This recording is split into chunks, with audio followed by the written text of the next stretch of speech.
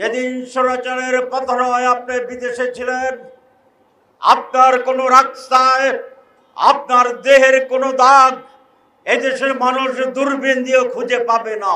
সংস্কার ছাড়া কোনো নির্বাচন আপনি ঘোষণা করলে জনগণের প্রতি বিশ্বাসঘাতকতা হবে।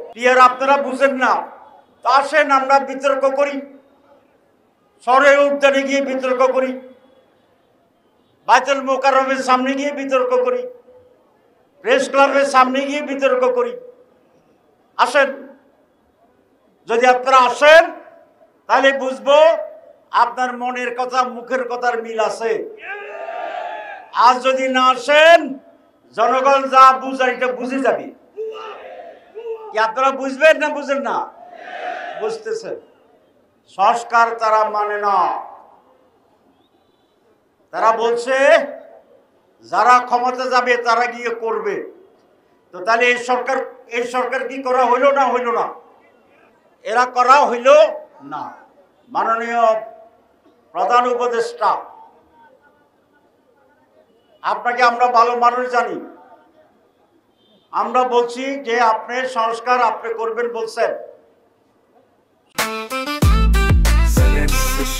জেনেক্সে শিফট করো, লাইফকে লিফট করো। সংস্কার ছাড়া কোনো নির্বাচন আপনি ঘোষণা করলে জনগণের প্রতি বিশ্বাসঘাতকতা হবে। জনগণ আপনাকে বসিয়েছে,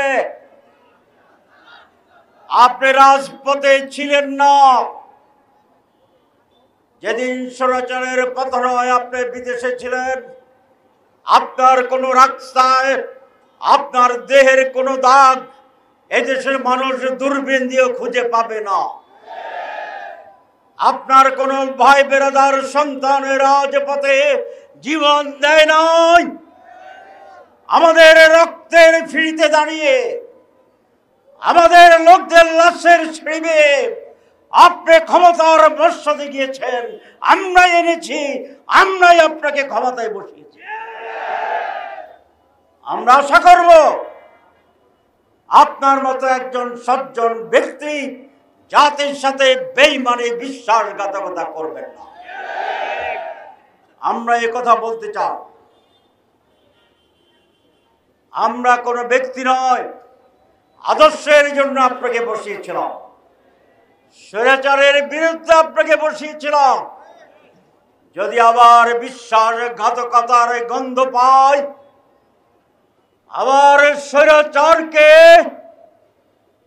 সহযোগিতা করছেন আর একটি স্বৈরাচার বানানোর সহযোগিতা করছেন, তাহলে জনগণ আপনাকেও ছাড় দেবে না।